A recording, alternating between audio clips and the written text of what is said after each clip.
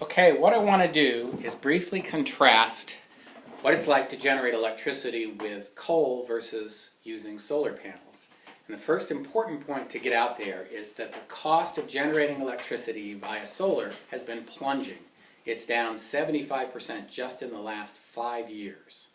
So when you go out on the web and you do your research, almost all the information you're pulling up is dated by now. I mean, even just a year ago, it was 20% more expensive.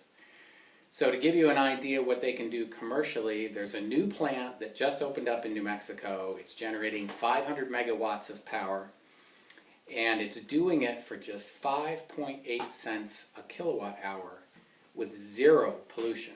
Now, if you're going to open a new coal plant in America, the best you can do is about 10 to 14 cents a kilowatt hour, but that doesn't include a whole host of what economists call externalities.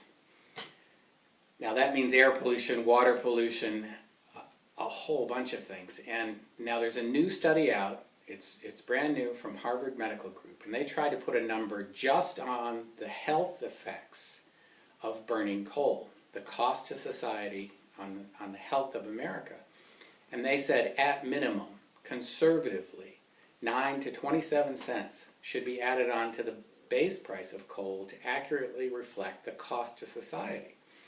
That would make coal, at a minimum, 19 cents a kilowatt hour, which is 3 times more than what the plant in New Mexico is making.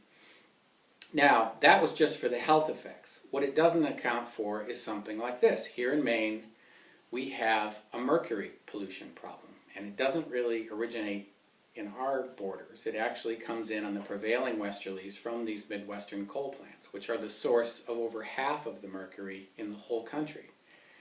And that mercury comes in, mixes with rain, works its way through the ecosystem down into the flesh of our fish.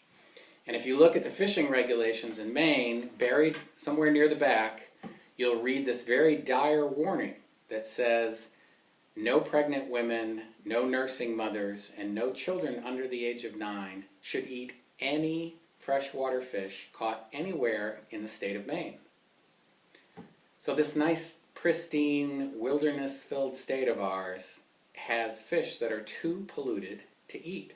And to me, that's sort of like a line in the sand that should never have been crossed. I mean, that's just unacceptable to me that we have to worry about this very toxic chemical that, by the way, they're actually very sure does great harm to the human body. It's not one of those that they're still studying. They know it's bad. So the important point is, when you are talking alternative energy versus the petrochemical, oil, coal world, a lot of things are not contained just in the numbers. They tend to keep out all these things that should be included, and they don't consider them. So, apples to oranges, people. Thanks.